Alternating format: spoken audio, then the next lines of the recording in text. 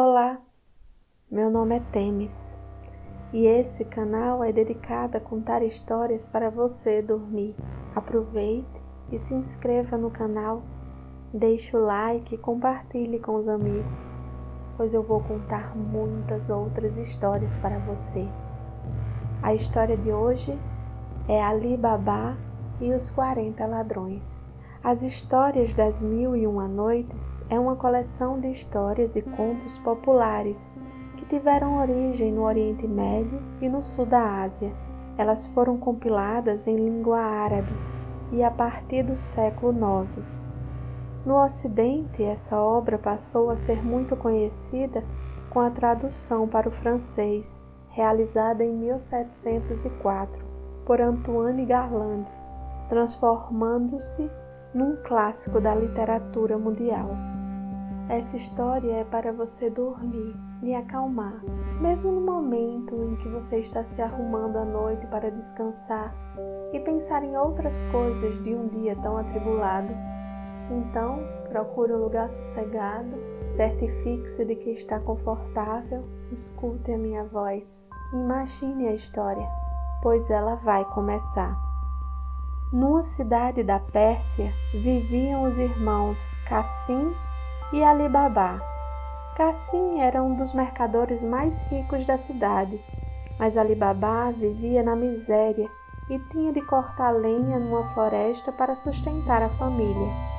Um dia Ali Baba estava cortando lenha quando viu se aproximar numa nuvem de poeira. Que será isso? Pensou. Percebeu que se tratava de homens a cavalo que vinham em sua direção e, temendo que fossem bandidos, subiu numa árvore junto a uma grande rocha e se escondeu no meio das folhagens. Do alto podia ver tudo sem ser visto. Então chegaram àquele lugar 40 homens muito fortes e bem armados, com caras de poucos amigos. Ali concluiu que eram 40 ladrões. Os homens desapearam dos cavalos e puseram no chão sacos pesados que continham ouro e prata. O mais forte dos ladrões, que era o chefe, aproximou-se da rocha e disse: "Abre-te, sésamo." Assim que essas palavras foram proferidas, abriu-se uma porta na caverna. Todos passaram por ela e a porta se fechou novamente. Depois de muito tempo, a passagem voltou a se abrir e por ela saíram os 40 ladrões. Quando todos estavam fora, o chefe disse: "Fecha-te, sésamo." Os bandidos colocaram os sacos em suas montarias e voltaram pelo mesmo caminho pelo qual tinham vindo. Ali os seguiu com os olhos até desaparecerem. Quando se viu em segurança, desceu da árvore, dirigiu-se à rocha e disse: "Abre-te, sésamo." A porta se abriu e Ali Baba ficou sem palavras. Diante dos seus olhos viram uma grande caverna cheia de tecidos mais finos, tapetes belíssimos e uma enorme quantidade de moedas de ouro e prata dentro de sacos. Ali entrou com os 3 burros que costumava levar quando tinha que cortar lenha, e a porta imediatamente fechou atrás dele. O rapaz carregou os animais com sacos e moedas de ouro e depois disso pronunciou as palavras mágicas que abriam e fechavam a porta da caverna. Foi em direção à cidade. Quando viu o ouro, sua mulher pensou que o marido tinha se tornado um ladrão, mas ele contou tudo o que acontecera. Recomendou-lhe que mantivesse segredo absoluto a respeito daquela história. Quando Ali falou que escondeu as moedas num buraco, a mulher então disse: "Boa ideia, mas antes quero contar quantas medidas de ouro temos. Vou pedir um medidor ao vizinho enquanto você cava o buraco." O vizinho era justamente Cassim, irmão de Ali Baba, que não estava em casa. Ela então pediu à mulher dele um medidor emprestado, uma espécie de concha grande com o qual se calculava as medidas de açúcar e outros mantimentos. Cheia de desconfiança, a cunhada pensou: "Que coisa mais estranha! Para que querem um medidor? O que é que a mulher de Ali Baba está querendo contar naquela casa tão miserável? Para descobrir o que era, decidiu untar com sebo o medidor. Talvez um pouco daquilo ficasse grudado sem que ninguém percebesse. Enquanto ali cavava, sua mulher calculava as medidas do ouro. Depois foi devolver o medidor à vizinha sem perceber que uma das moedas ficara presa no sebo. A vizinha viu a moeda, ficou espantada, ardeu de inveja, e quando o marido chegou à casa, disse-lhe: "Você pensa que é rico, Cassim, mas Ali Baba é muito mais. Até calcula quantas medidas de ouro tem." Cassim também foi tomado pela inveja e nem pôde dormir aquela noite. No dia seguinte, foi até a casa do irmão disposto a esclarecer aquilo tudo. Lá, até ameaçou denunciar Ali à justiça, se ele não lhe contasse tudo. Ali Baba, então, acabou por contar o que lhe acontecera. Depois pediu segredo ao irmão, prometendo-lhe em recompensa uma parte do tesouro. Cassim concordou e se despediu do irmão. Mas na manhã seguinte, bem cedo, dirigiu-se à caverna sozinho com 10 burros, disposto a voltar carregado de ouro. Ao chegar à porta da rocha, disse: "Abre-te, sésamo." A porta se abriu. Cassim entrou e ela se fechou de novo atrás dele. Que surpresa e contentamento sentiu quando à sua frente pôs-se a ver tesouros que ele nem em sonho poderia imaginar. Apoderou-se de tudo o que podia levar, carregando os burros, e quando foi sair disse: "Abre-te, Sévada." Mas a porta continuava fechada. Foi então que ele se deu conta que esquecera qual era a fórmula mágica para abrir a passagem. Apavorado, tentou outras frases, mas nada. Não conseguia acertar. Por volta do meio-dia, os ladrões retornaram à rocha. Pronunciaram as palavras mágicas e entraram. Ao verem Cassim, ficaram furiosos e imediatamente o mataram. Depois interrogaram-se surpresos. Como aquele homem conseguiu entrar? Como descobriu o segredo? Para que ninguém ousasse sequer se aproximar da rocha novamente, cortaram o corpo de Cassim em 4 partes e o deixaram pendurado lá dentro. Depois foram embora. A esposa de Cassim ficou muito preocupada quando viu cair a noite sem que seu marido regressasse. Foi à casa do cunhado e expressou seus temores. Ali, suspeitando que algo grave acontecera, foi para a caverna. Quase desmaiou quando viu o corpo do irmão cortado em pedaços. Recolheu-o em 2 pacotes e voltou para a cidade com a intenção de sepultá-lo. Os 40 ladrões ficaram espantados ao retornar à caverna e não avistarem o corpo de Cassim. O chefe disse ao bando: "Estamos perdidos. Precisamos dar um jeito nisso, ou perderemos todas as nossas riquezas." O corpo desaparecido mostra que 2 pessoas conseguiram descobrir nosso segredo.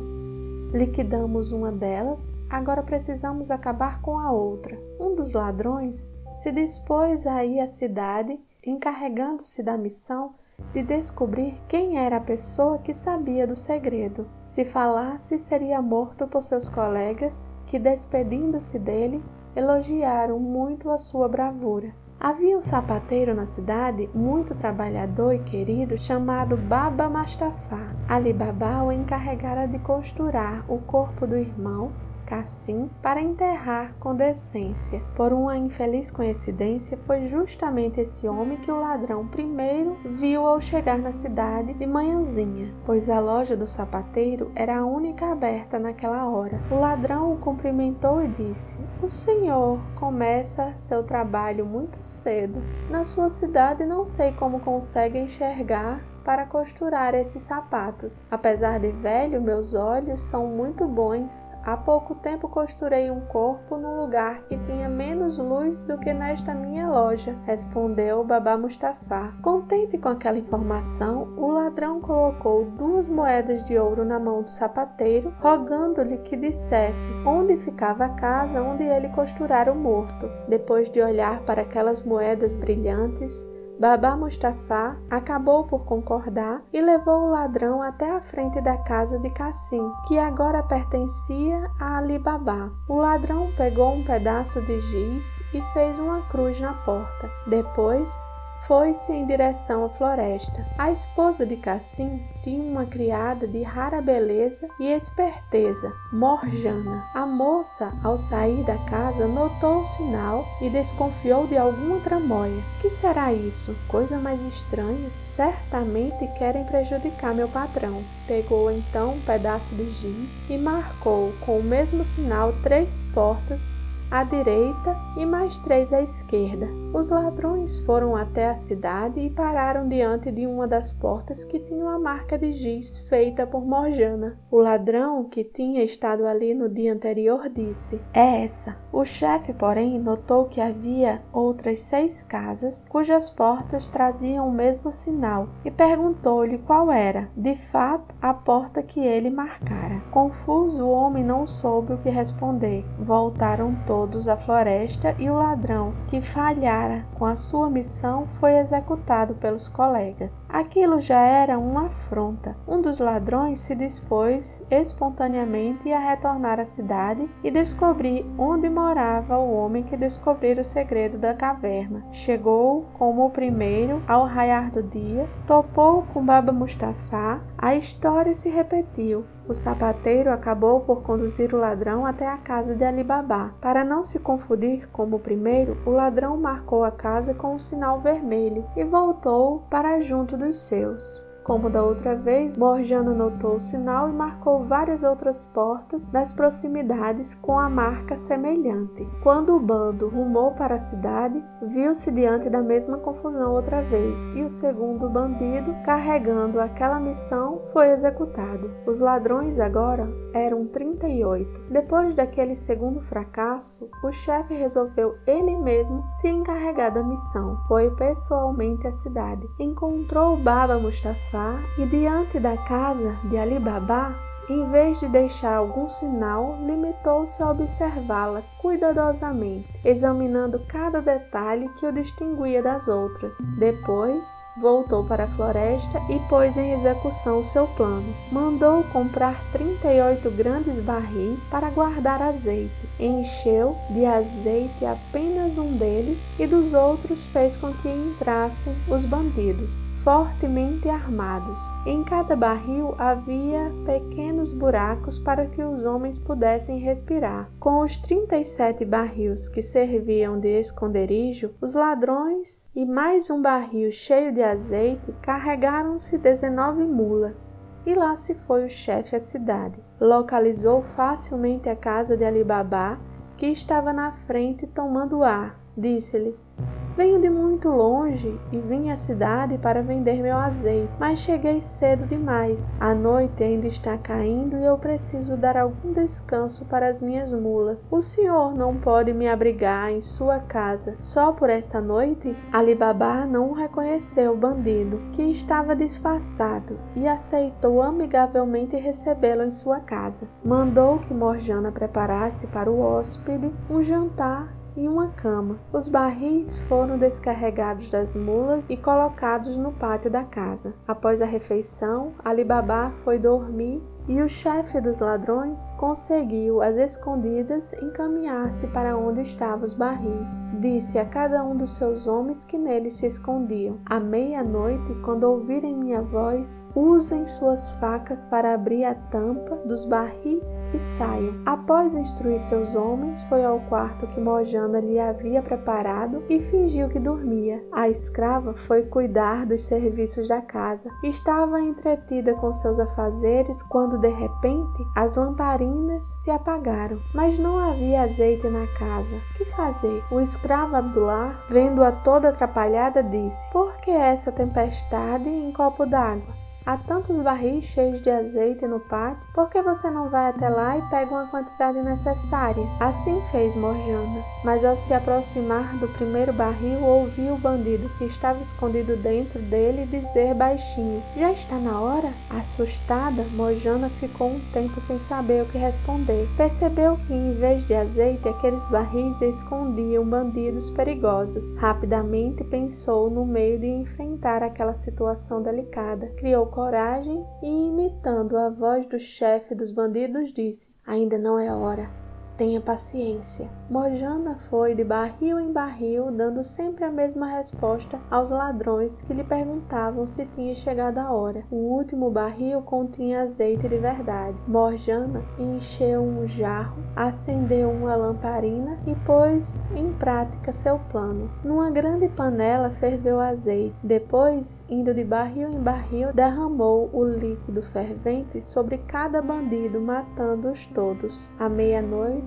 o chefe se levantou da cama, foi até o pátio e chamou seus homens. Não houve resposta. Sentindo o cheiro de carne queimada, assustou-se.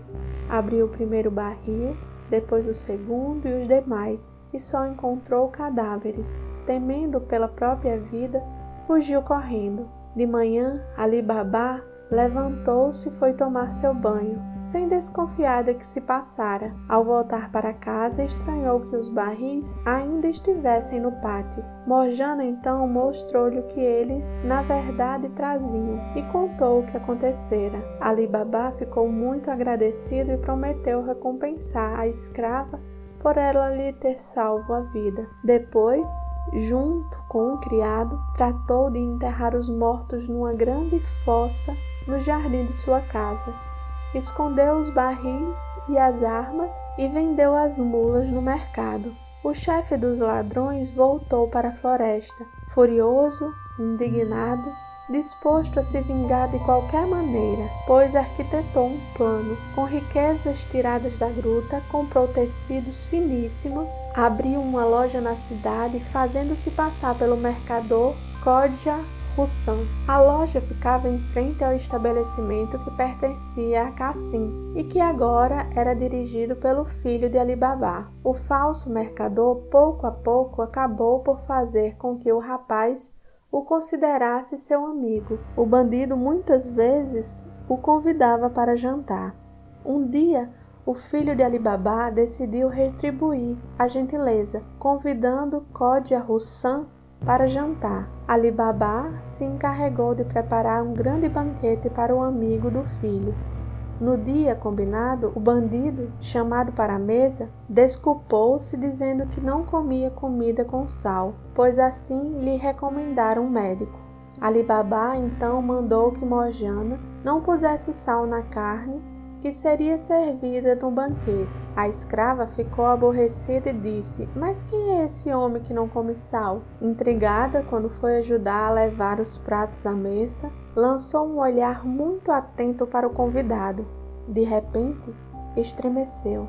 Era o chefe dos ladrões que desejava atacar seu amo. Por isso, não queria comer sal junto com ele. Imediatamente pensou num plano para salvar seu patrão. Chegada a hora das frutas, Morjana as levou junto com o vinho. O falso mercador pensava em seu plano: embriagar pai e filho e cravar um punhal no coração de Ali Baba. Morjana vestiu-se de dançarina, colocou um punhal no cinto e cobriu o rosto com um véu. Chamou um criado para tocar tamborim e os dois entraram na sala do banquete, pedindo permissão para se apresentarem. Ali Baba respondeu: capriche, Morjana, e faça o melhor que puder para entreter nosso hóspede Kodja Hussan. O hóspede fingiu estar encantado com aquela proposta, que na verdade vinha a atrapalhar seus planos. O criado pôs-se a tocar no tamborim e Morjana a dançar com passos e movimentos delicados. Depois a dançarina passou por um novo tipo de dança, a que mais agradou. Tomou o punhal e com ele fingiu atacar um inimigo invisível. Por fim, parou e pegou o tamborim, para pedir aos presentes um pagamento, como fazia as dançarinas profissionais. Ali Baba deu-lhe uma moeda de ouro e o mesmo fez o filho. Quando chegou a vez de Codia Russan, no momento em que ele pôs a mão em sua bolsa para pegar a moeda, Mojana, mais do que depressa, cravou o punhal em seu coração, matando-o. Ali Baba exclamou: "O que você fez? Matou um hóspede, um amigo do meu filho. Isso será a minha ruína." Mojana então contou ao amo o que descobrira. Fez com que ele olhasse atentamente o rosto do falso mercador e reconhecesse o chefe dos ladrões. Mais uma vez fora salvo pela criada. "Obrigado." Agradecido, disse: "Você me salvou por 2 vezes. Agora eu lhe concedo a liberdade, mas em recompensa por sua lealdade, você será minha nora." Enterraram então o corpo do chefe dos bandidos e dias depois festejaram o casamento do filho de Ali Baba com Mojana, em meio a cantos, danças e muitas outras diversões. Ali Baba demorou 1 ano para retornar à gruta, pois ainda não sabia que todos os 40 ladrões estavam mortos. Depois de 1 ano, mais tranquilo, voltou para lá. Diante da caverna disse: "Abre-te, sésamo." E a porta se abriu. Ali Baba notou que ninguém mais entrara na caverna. Os ladrões, portanto, estavam todos mortos. Agora só ele sabia o segredo. Encheu alguns sacos com moedas de ouro e prata e voltou para sua cidade. Com o passar do tempo, Ali Baba contou o segredo a seu filho e depois aos seus netos. Ali Baba e sua família viveram o resto de suas vidas na riqueza. Naquela cidade onde um dia ele fora muito pobre, graças àquele tesouro, ali se tornou um homem respeitado e honrado.